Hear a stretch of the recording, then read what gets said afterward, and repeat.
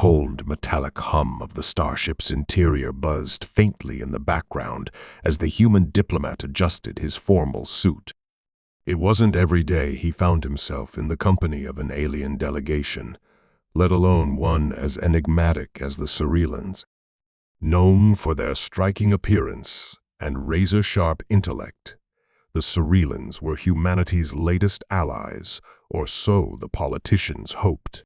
This meeting was meant to finalize agreements for trade and cultural exchange, the kind of delicate work that required both diplomacy and a touch of charm. The room itself was dimly lit, with soft blue bioluminescent panels lining the walls, casting a serene glow over everything. Across the table sat a Cerealan envoy, her iridescent skin shifting hues with her emotions, a trait that humans found both mesmerizing and disarming. She leaned forward slightly, her large, almond-shaped eyes fixed on the human with a curiosity that bordered on intensity. "You humans," she began, her voice smooth yet laced with an almost musical quality, "are endlessly fascinating. Your methods of survival, your history of resilience, but reproduction? That is truly something extraordinary." The diplomat froze for a moment, caught off guard by the sudden shift in the conversation. This wasn't exactly in the briefing notes. Clearing his throat, he offered a polite smile. "Ah, yes. I suppose every species has their own unique way of ensuring their survival." Her eyes shimmered, a playful flicker of green and gold. "Unique is one way to describe it. Primitive, yet effective.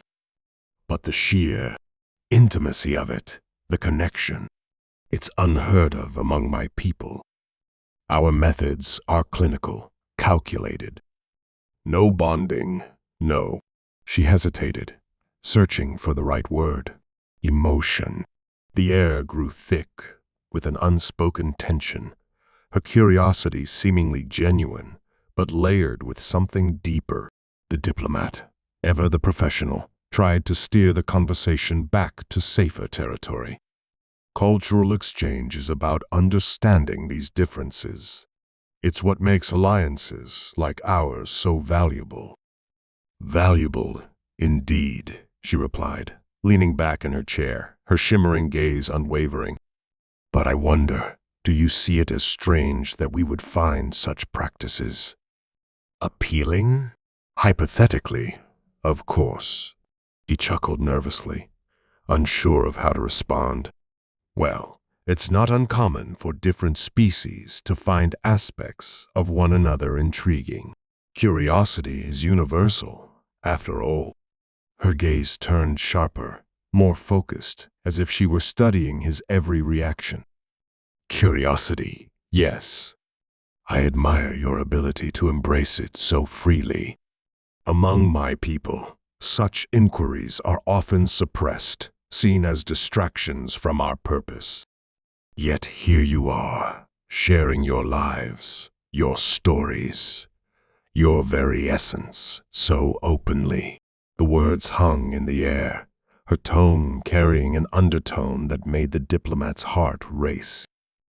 He wasn't sure if it was the alien pheromones he'd heard about or simply the unnerving way her voice seemed to echo in his mind. Either way, he felt like he was walking a tightrope, one misstep away from a diplomatic incident or something far stranger. Before he could respond, a soft chime echoed through the room, signaling the arrival of another delegate. The door slid open, revealing a human scientist clutching a datapad. Her expression was a mix of excitement and apprehension as she quickly took in the scene. "Apologies for interrupting, but I thought you'd want to see this," she said, directing her attention to the diplomat. Grateful for the interruption, he rose from his seat and followed her to the corner of the room where she handed him the datapad. On it was a series of scans and readings from the ship's sensors. Something wasn't right. A faint energy signature, one that didn't match anything in their logs, had been detected near the ship's hull. It was faint, but growing stronger. "What do you think it is?"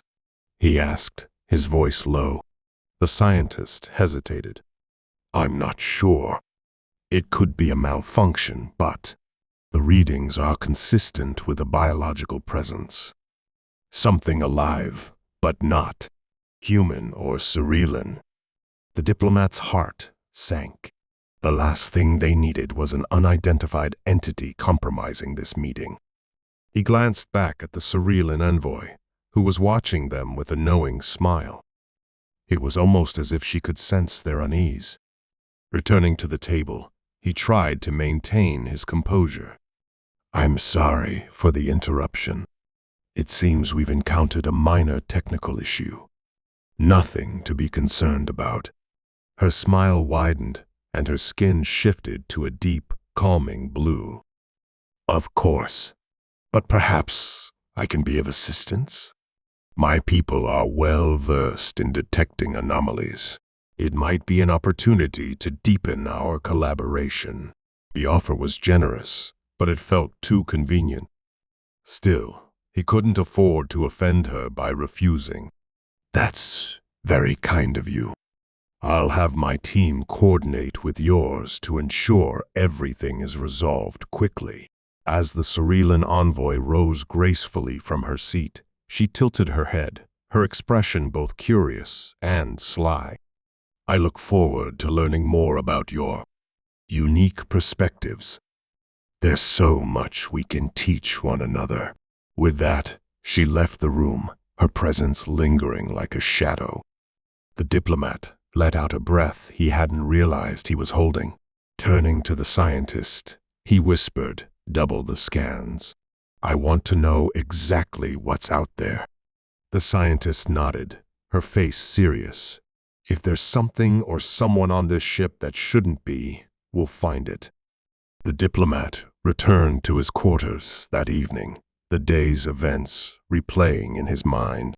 The cerealan envoy's words, the mysterious energy signature, the uneasy feeling that something was just out of reach. It all felt connected, though he couldn't yet see how.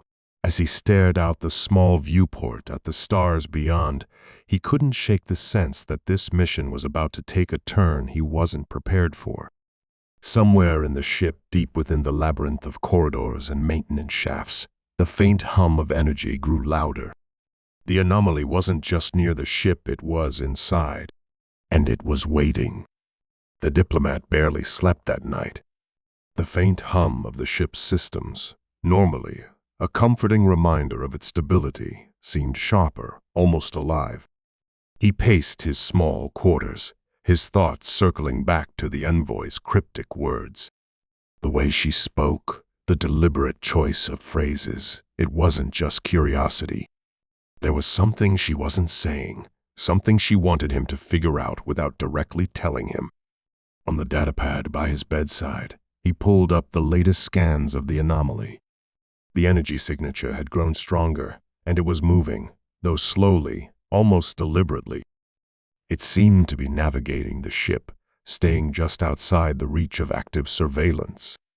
The scientists had tried recalibrating the sensors to pinpoint its location, but every adjustment resulted in interference, a phenomenon they couldn't explain. The diplomat ran a hand through his hair, exhaling deeply. He wasn't a scientist, but he knew enough to recognize a pattern when he saw one. Whatever this was, it wasn't random. It had intelligence, purpose. And if the Cerealans were aware of it, and he was almost certain they were, it complicated the already fragile alliance negotiations. In the morning, the ship's central AI alerted him to an unscheduled meeting request from the Cerealan envoy. He hesitated before accepting, wondering what new revelations she might have. The meeting room was the same as before, its dim lighting and serene atmosphere almost at odds with the tension he carried inside. The envoy entered gracefully, her iridescent skin now a soft silver, a color he'd learned denoted calmness or calculation. She regarded him with a slight tilt of her head, her expression unreadable. "You seem troubled," she began, her melodic voice breaking the silence. Have you encountered something unexpected? The question was simple enough, but the way she asked it felt layered, as if she already knew the answer. He chose his words carefully. We've noticed an anomaly, something aboard the ship that wasn't accounted for. I was hoping you might have some insight. Her eyes gleamed, shifting to a bright turquoise that sent a shiver down his spine. An anomaly, you say? How intriguing. Perhaps this is an opportunity for us to demonstrate the benefits of collaboration. He frowned, unsure if her offer was genuine or part of a larger game. I'd like to believe that. But if there's something you're aware of, something you haven't shared, now would be the time. She leaned forward slightly, her gaze never leaving his. Your species fascinates me, truly. You approach the unknown with such caution, such restraint. Among my people, discovery is met with openness, even eagerness. But I understand your hesitation. It's endearing. The diplomat suppressed a sigh, frustrated by her deflection. This isn't just about curiosity. This ship is responsible for every life on board, human and Cerealan alike. If there's a threat, we need to address it. The envoy's expression softened, and for the first time, she seemed genuinely contemplative. What if the anomaly isn't a threat? What if it's an opportunity? Something or someone trying to reach you, to communicate in a way that you've yet to understand. Her words hung in the air, their implications unsettling. The diplomat studied her carefully, searching for any hint of deceit, but her face betrayed nothing. Are you saying you know what this is? She smiled faintly, her iridescent skin flickering with hues of green and gold. I'm saying that sometimes the answers we seek are not so far from the questions we fear to ask.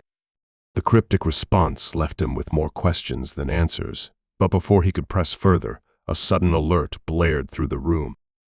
The ship's AI chimed in, its tone urgent. Attention, energy anomaly has breached restricted areas. Security protocols initiated. The diplomat and the envoy exchanged a tense glance before rushing toward the command center. The halls buzzed with activity, crew members scrambling to respond to the alert. When they arrived, the main display showed a real-time map of the ship with a glowing red dot indicating the anomaly's location. It had moved into the central reactor chamber, one of the most critical parts of the ship. What's it doing in there? The diplomat demanded, addressing the chief engineer. The engineer, a grizzled veteran with decades of experience, shook his head. It's not doing anything. Yet. But whatever it is, it's emitting a frequency that's interfering with the reactor's stabilization systems. If this keeps up, we could be looking at a full shutdown, or worse. The envoy stepped closer to the display, her eyes narrowing as she studied the data. Your systems are impressive, but limited. You're perceiving this anomaly as a disruption because that's all your instruments allow you to see. Have you considered the possibility that it's attempting to harmonize with your technology rather than destabilize it? The engineer scoffed. Harmonize? That's a nice theory, but ideal in facts. And the fact is, if we don't neutralize it soon, we're all in serious trouble. The diplomat felt the weight of the decision bearing down on him. If they acted too aggressively, they risked destroying something that might hold immense value or worse, provoking an unknown force. But doing nothing could put the entire ship at risk. He turned to the envoy. If you're right, how do we communicate with it? How do we stop it before it causes irreversible damage? She regarded him thoughtfully, her iridescent skin shifting to a deep violet, a color he hadn't seen before. Perhaps it's not about stopping it. Perhaps it's about understanding its intent. Allow me to interface with your systems. Together, we might uncover its purpose. The engineer protested, but the diplomat overruled him. Do it, but keep the reactor on manual override in case things go south. As the envoy began her work, linking her own neural interface to the ship's systems, the room fell into a tense silence. The crew watched anxiously as streams of data flowed across the main display, patterns emerging that no one could decipher except her. Her expression remained calm, though her skin flickered with rapid bursts of color, a visual representation of the complex computations occurring in her mind. Minutes felt like hours, as the anomaly's signal grew stronger, its interference pushing the reactor dangerously close to critical levels. Just when it seemed like the situation might spiral out of control, the envoy's eyes snapped open, glowing faintly with an otherworldly light. "It's not a disruption," she said, her voice resonating with a strange duality. "It's a message." The room erupted in murmurs, but the diplomat silenced them with a gesture. "What kind of message?" Her gaze locked onto his, intense and unyielding. "A warning and an invitation." The room seemed to hold its breath, the envoy's words hanging in the air like an impending storm. "A warning? An invitation?" The diplomat's mind raced, struggling to piece together the implications. The anomaly had been actively disrupting the ship's systems, and now they were supposed to believe it was trying to communicate. If the envoy was right, this wasn't just a random event, it was intentional. Someone or something had reached out to them. The question was why. "Clarify," the diplomat said, keeping his voice steady despite the knot tightening in his chest. "What kind of warning? And an invitation to what?" The envoy's shimmering eyes met his, her iridescent skin now glowing faintly with an unearthly light. "The message is fragmented, but unmistakable. It speaks of a threshold, a point of convergence between two paths. One leads to growth, understanding, and unity. The other to destruction." She paused, her gaze turning distant, as if she were still processing the information flowing through her neural interface. "The invitation is to choose, to prove humanity's intentions." The crew exchanged uneasy glances, the tension in the room palpable. The diplomat turned to the chief engineer. "What's the reactor status?" The engineer's face was grim as he studied the readings. "Barely holding. If this thing pushes any harder, we'll have a meltdown on our hands. Whatever message it's sending, it's taking the ship to the brink." The diplomat looked back at the envoy. "We need specifics. How do we respond? What does it want from us?" She tilted her head slightly, her skin shifting to a deep emerald hue, a sign of uncertainty or so he'd learned. "The message isn't entirely clear, but I sense curiosity. It wants to understand you, your essence. It's testing your resolve, your ability to adapt under pressure." The diplomat's jaw tightened. This was no ordinary anomaly. It was an intelligence far beyond their comprehension, and it had put them in a crucible.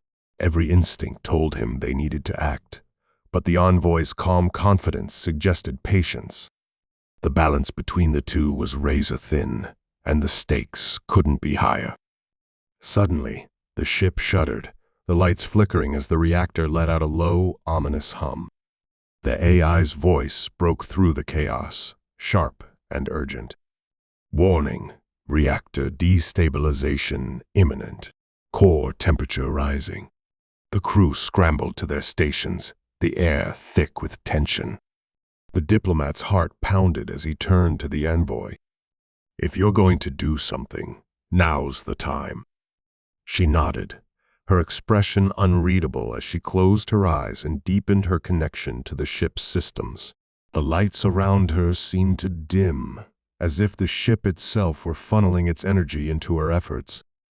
Streams of data flowed across the main display, the patterns growing more complex and alien with each passing second. The diplomat leaned closer to the engineer. "If this doesn't work, can we manually shut down the reactor?" The engineer shook his head, his voice low. "Not without risking a total collapse. The systems are too integrated now. It's all or nothing." The diplomat swallowed hard, the weight of the situation pressing down on him. They were out of options, caught between an incomprehensible force and the fragility of their own technology. All he could do was trust the envoy and hope that her connection to the anomaly would lead them to a solution. As the minutes dragged on, the ship's vibrations grew more violent, the reactor's hum now a deafening roar. The diplomat's pulse raced as he glanced at the countdown on the screen. 5 minutes until critical failure. 5 minutes to determine whether they lived or died. Then, without warning, the envoy gasped, her eyes snapping open. They glowed with an intensity that seemed to fill the room, her voice resonating with a strange harmonic duality. "It's reaching out.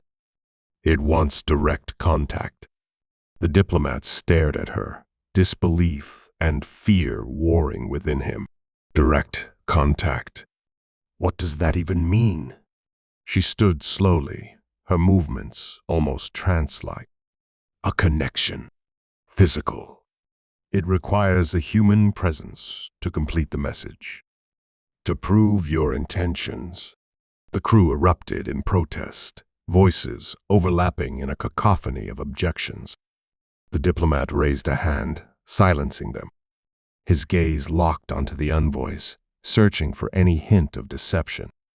"You're saying someone has to go to the reactor, into the anomaly?" "Yes," she replied, her tone unwavering. "It's the only way." The diplomat took a deep breath, his mind racing. The idea was insane, walking into an energy field that had been destabilizing the ship for hours. But if she was right, if this was their only chance to prevent catastrophe, then someone had to take it. He turned to the crew. "I'll do it." The room fell silent, the crew exchanging stunned looks. The engineer stepped forward, his face pale. "With all due respect, sir, that's suicide. We don't know what that thing will do to you." "And we don't have time to argue," the diplomat shot back. "You have your orders." The envoy stepped closer, her expression softening. "You're brave. But bravery alone won't be enough. You must go with an open mind, a willingness to understand. The anomaly will sense your intentions." He nodded, though his chest tightened with fear. "What happens if I fail?" Her gaze turned solemn, her iridescent skin flickering with faint shadows. "Then we all fail." The diplomat swallowed hard, the weight of her words settling like lead in his stomach. With a final glance at the crew, he squared his shoulders and headed for the reactor chamber. Each step felt heavier than the last, the corridor stretching out before him like an endless void. The hum of the reactor grew louder as he approached, the air thick with static energy. When he reached the chamber, the sight before him took his breath away. The anomaly was no longer a faint energy signature. It was a swirling vortex of light and motion, a kaleidoscope of colors that seemed to pulse with a rhythm all its own. It was beautiful and terrifying, a force of nature that defied comprehension. The envoy's voice crackled through his comms. "Step forward. Let it see you." He hesitated for only a moment before crossing the threshold, the energy washing over him like a wave. It wasn't painful, but it was overwhelming, a torrent of sensations and emotions flooding his senses. He felt as though he were standing at the edge of an abyss, staring into something infinite and unknowable. The vortex seemed to respond to his presence, its movements growing more fluid, almost graceful. The colors shifted, forming patterns that felt deliberate, purposeful. It wasn't just an anomaly, it was alive. And it was waiting. The vortex pulsed with a rhythmic intensity, as though aware of the diplomat's presence and analyzing him in ways he couldn't comprehend. Every beat of its light felt synchronized with his heart, a sensation both unnerving and oddly intimate. As he stepped closer, tendrils of energy reached out, weaving around him like curious fingers exploring a foreign object. His breath caught in his throat as one tendril brushed his chest, sending a jolt through his body. It wasn't painful, but it left him dizzy, disoriented. The colors of the anomaly shifted, deep blues and gold swirling together, forming shapes that almost resembled symbols, messages. The diplomat's comms crackled with static, and then the envoy's voice cut through. Something is changing. The anomaly's energy signature is spiking. It's recalibrating. What does that mean? He asked, his voice steady despite the unease curling in his gut. I don't know, she admitted. But be careful. The patterns, it's almost as if it's testing you. He nodded, though the envoy couldn't see him, and took another step forward.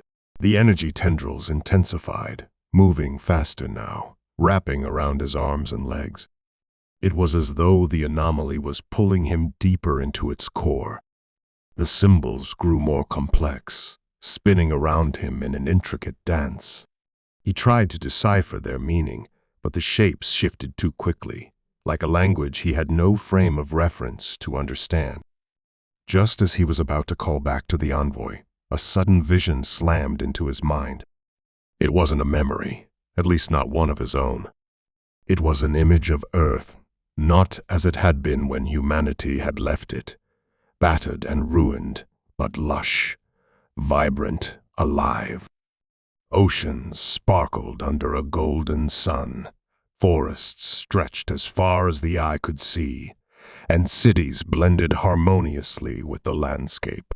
It was Earth, but not as he knew it. It was perfect. The vision shifted abruptly, and his chest tightened. The harmonious image of Earth was gone, replaced by a planet in flames, scorched and lifeless. It wasn't just Earth he recognized, fragments of other worlds, all annihilated, all reduced to ash. The horror of it was visceral, and he staggered under the weight of the images. Envoy, he gasped into the comms, it's showing me something. Visions of destruction. Do you see this? No. Her voice came through strained. The anomaly's energy has spiked again. You're on your own now. Whatever it's showing you, it's meant for you. Before he could respond, the vortex shifted again, this time forming a singular shape. It looked almost humanoid, but was composed entirely of light and energy, its form shimmering and unstable. A voice, neither male nor female, neither spoken nor heard, filled his mind. You are different. You seek understanding, yet your kind is bound to destruction. The diplomat froze, the words or thoughts resonating deeply. Who are you? What are you? We are the guardians of convergence, tasked with preserving balance. Your kind threatens it, always tipping the scales. We tested you before. You failed. The realization hit him like a physical blow. You've encountered us before? When? The entity pulsed, its form flickering. In the ruins of your Earth, we observed. When your people reached out into the void, we gave you a choice. You chose war. We intervened to protect the greater balance. The Galactic Council. The destruction of Earth. It wasn't just an act of war.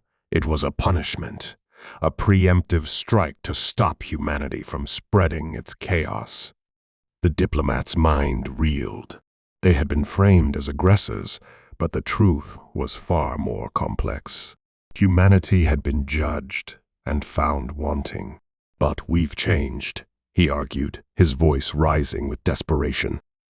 We're not the same as we were 3,000 years ago. We've learned, adapted. Have you? The entity's light dimmed, its form unraveling slightly. Your fleet advances even now, weapons primed. Your actions speak louder than your words. The diplomat's stomach sank. He knew the fleet was preparing for an offensive strike, should the anomaly prove hostile. It was protocol, a safeguard. But now, it threatened to undo everything. Let me prove it, he said, stepping closer to the entity. Let me show you that we can choose differently this time. The entity's form steadied, and the room seemed to grow impossibly still. Then it spoke again. The choice is not yours alone. The convergence involves all. Your kind must decide together. Before he could process what it meant, the chamber around him began to change. The energy tendrils retracted, and the vortex expanded, its light growing blindingly bright. He shielded his eyes, but when he looked again, he was no longer in the reactor chamber. He stood in a vast, ethereal space, stars and galaxies spinning in every direction. In the distance, he saw others' figures of light and shadow, moving purposefully. They seemed to notice him, their movements shifting in his direction. One by one, they approached, each radiating a presence that was both awe-inspiring and terrifying. He realized, with a start, that these were representatives of other civilizations, brought here like him, each facing their own tests. The envoy's voice crackled faintly in his ear, distant but present. What's happening? Your vitals are spiking. Where are you? I don't know, he replied, his voice barely above a whisper. But I think I'm not alone. The figures began to encircle him, their light casting long shadows that danced across the cosmic expanse. One stepped forward, its form more defined than the others, and spoke in a language he couldn't understand. Yet, somehow, he grasped its meaning. Human, you stand at the precipice. Your next move will determine the fate of your kind. The stakes had risen beyond anything he could have anticipated. This wasn't just about survival or proving humanity's worth. It was about joining something far greater or being cast out forever. The choice, it seemed, was still unwritten. The air around the diplomat shimmered with an almost oppressive energy as the alien figures encircling him grew brighter, their forms solidifying into shapes that bore faint echoes of humanoid traits. They moved as if driven by some unseen current, speaking in tones that were at once melodic and commanding. Each word, though incomprehensible to his ears, echoed with purpose in his mind, forcing him to confront the weight of the moment. He was the representative of humanity, standing at a crossroads that could seal their fate. The figure who had spoken before stepped forward again. Its form glowed with a deep, pulsating gold, radiating authority and knowledge. It extended a hand like appendage, and in an instant, the diplomat's mind was flooded with images. He saw scenes from humanity's history, acts of destruction, war, and betrayal, but also flashes of resilience, unity, and creation. The images blurred together, a kaleidoscope of contradictions, until they abruptly stopped. The golden figure spoke again, its words resonating deeply. This is humanity's legacy. a balance of chaos and creation. We offer you one final test. Will you act with wisdom or repeat the failures of the past? Before the diplomat could respond, the vortex reappeared, this time shifting and expanding until it enveloped the entire space. Tendrils of light snaked through the air, attaching themselves to him and the other figures present. His vision dimmed, and he was no longer in the shimmering expanse of stars. Instead, he stood aboard a massive galactic council fleet, surrounded by towering alien officers. The scene was chaotic. Humanity's fleet had arrived, bristling with weaponry, their ships positioned in an unmistakable offensive formation. Council officers shouted orders, their voices tense and strained. The diplomat realized with growing horror that humanity's fleet had misinterpreted his silence and now believed he had been captured or worse, eliminated. The fragile peace was moments away from shattering. "Stop!" he shouted, his voice cutting through the commotion. The officers turned to him, their expressions a mix of confusion and hostility. He raised his hands slowly, stepping forward.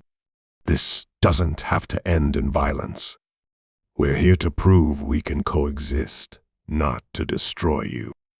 A projection flickered to life in the room, showing the human fleet's admiral, his face set in a grim mask. "Diplomat, is that you? What's happening out there?" "The council ships are locking weapons. They're reacting to our aggression," he said firmly. "Stand down, Admiral. Do not fire." The Admiral hesitated, his eyes narrowing. "With all due respect, we can't take that risk. If they perceive weakness, they'll annihilate us." "They'll annihilate us if we attack," the diplomat countered. "Trust me, this is bigger than you or me, bigger than anyone, fleet. We have a chance to show them what humanity truly is. Please, give me the time I need." A tense silence followed as the Admiral weighed his options. Finally, he gave a curt nod. "You've got 5 minutes. But if I see a single hostile move, we won't wait." The connection cut, and the diplomat turned back to the council officers. Their leader, a towering figure with crystalline skin that refracted light into rainbows, stepped forward. Its voice was like the chiming of distant bells. "This delay cannot last. Your fleet threatens the balance. I'm here to stop that," the diplomat said, his voice steady. "But I need your help. Show them you're willing to listen. Lower your weapons." Crystalline leader tilted its head, considering. For a moment, the tension in the room was palpable, the weight of countless decisions hanging in the balance. Then, slowly, the leader raised a hand. Across the projection screens, the council fleet's weapons powered down. The diplomat exhaled a breath he hadn't realized he was holding. Back on the human flagship, the Admiral's face hardened as he saw the council ships disarm. "What's their angle?" he muttered. "They're giving us a chance," the diplomat's voice came through the comms. "Admiral, stand down. Let this be the start of something new." Another long pause followed, but eventually, the human ships began to retreat slightly, forming a non-aggressive perimeter. Relief washed over the diplomat. They had done it. They had averted catastrophe. But just as he allowed himself to hope, the golden figure from the anomaly reappeared in his mind, its tone grave. "The test is not complete. The choice remains." "What choice?" he asked aloud, drawing confused looks from the council officers. The golden figure didn't answer directly. Instead, the vortex surged into the physical space, its tendrils reaching for both the diplomat and the crystalline leader. A low hum filled the air, growing louder and louder until it was nearly deafening. Suddenly, both of them were transported back to the shimmering expanse alone. The golden figure stood before them, now solid and imposing. Humanity has shown restraint, but your future is not decided. This leader must choose whether to trust you, just as your kind must decide whether to trust them. The balance will only hold if both sides act in good faith. The crystalline leader's form flickered, its emotions unreadable. After what felt like an eternity, it spoke. You ask for peace, yet your species' history speaks of conquest. Why should we believe you will not repeat it? The diplomat met its gaze, his expression earnest. Because we've learned. Because we understand what's at stake. And because we don't want to be alone in the universe anymore. The leader studied him for a long moment. Then, with deliberate care, it extended a hand. The diplomat took it, feeling the crystalline surface warm beneath his touch. The vortex pulsed once, then began to dissolve, its light fading into the endless stars. The golden figure's voice echoed one last time. The choice is made. Balance restored for now. The diplomat found himself back aboard the council ship, the crystalline leader beside him. Across the galaxy, the fleets began to withdraw, their weapons silent. A fragile peace had been achieved, but the diplomat knew it was only the beginning. As he looked out at the stars, he couldn't shake the golden figure's final words. For now, what other tests lay ahead? And would humanity truly rise to meet them? The stillness after the fleets disengaged felt surreal, as if the galaxy itself was holding its breath. The diplomat remained at the viewport, watching as the human ship slowly pulled back to safer positions. The shimmering expanse of space, so recently a theater of potential destruction, now seemed vast and quiet. But the weight of what had just transpired lingered. This wasn't just the resolution of a single conflict. It was a defining moment that would shape the future of humanity and the Galactic Council. The crystalline leader, standing beside the diplomat, broke the silence. Its voice carried an undertone of curiosity. Your kind shows contradiction, restraint amidst aggression. Can such balance hold? The diplomat turned to face it, searching for the right words. We're not perfect. Far from it. But if history has taught us anything, it's that understanding each other is the only way forward. We've spent so much time fighting our own nature, and now we're trying to be better. The leader's translucent form refracted light as it shifted slightly, considering his response. Your words suggest growth. Yet words are easy. Action will determine truth. The diplomat nodded, knowing that trust wouldn't be built in a single day.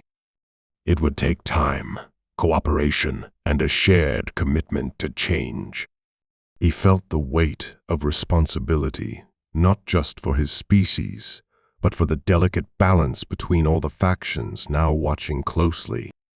The weeks that followed were a whirlwind of negotiations and tentative steps toward partnership.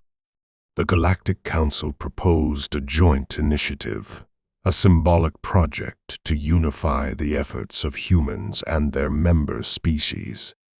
A massive research station orbiting a neutral star would serve as a hub for technological collaboration and cultural exchange. It was an ambitious plan, one that required humanity to share its newfound advancements while respecting the guidelines of the Council's long-established norms. Some on Earth and within the human colonies viewed the proposal with skepticism. They saw it as a way for the Council to control humanity's progress. Protests erupted in several major cities, with factions arguing that humans should retain their independence and not bow to alien influence. On the Council side, Conservative voices echoed similar concerns, fearing that humans' unpredictable nature could destabilize their careful equilibrium. The diplomat found himself at the center of it all, constantly mediating between worlds that seemed to speak different languages. He attended meetings where the tension was so thick it felt suffocating, but he also witnessed small moments of connection.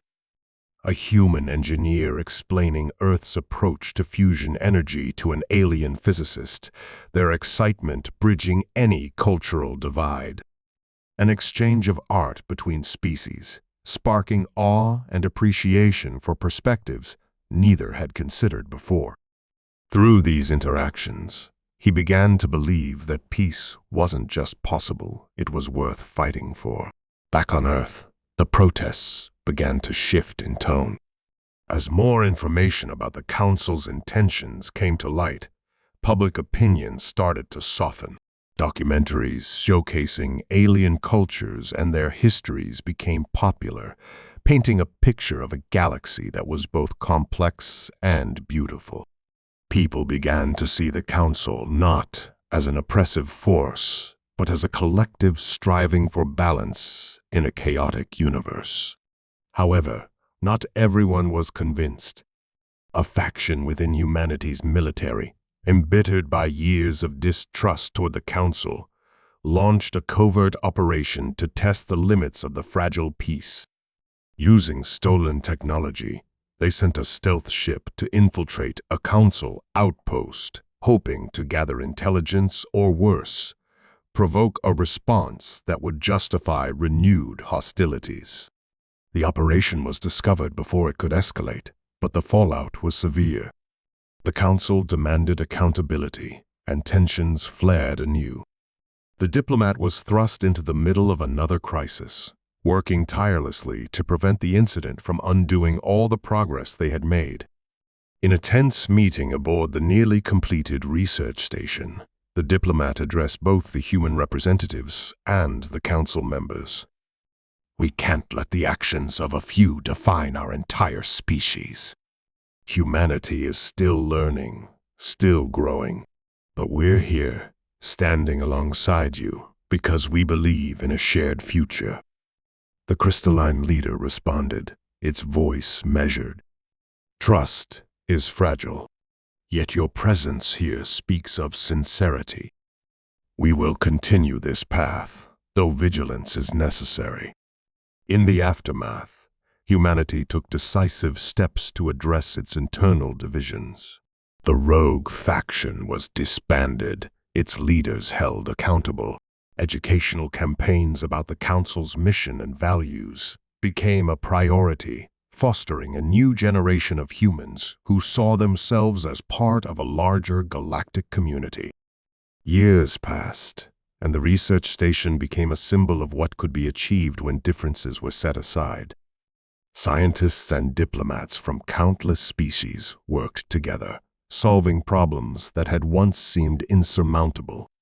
Humanity contributed innovations in energy efficiency and artificial intelligence, while learning from the Council's mastery of sustainable ecosystems and interstellar navigation. The diplomat, now older and worn from years of tireless work, walked the station's corridors with a sense of quiet pride. He had dedicated his life to bridging the gap between humanity and the galaxy, and though the road had been difficult, the progress was undeniable. One day, as he stood in a viewing chamber overlooking the station's bustling activity, the crystalline leader approached him. Its form had changed subtly over the years, a sign of its species' natural evolution. "Your kind has surprised us," it said. "Growth amidst adversity, resilience in the face of challenge. This is the essence of life." The diplomat smiled, his gaze fixed on the stars. "It's not just us. Every species here has something to teach, something to share. We're all part of something bigger." The leader tilted its head in agreement. "The galaxy is vast, yet connected. And through connection, we find strength. As the station's lights flickered to signal the transition to a new cycle, the diplomat felt a sense of closure. The path ahead would still be filled with challenges, but humanity had found its place among the stars, not as conquerors or outcasts, but as partners in a shared journey. In his final moments aboard the station, as he prepared to retire from his role, he left a message for future generations. It was simple, but heartfelt. Our greatest strength isn't our technology or our ambition. It's our ability to learn from one another.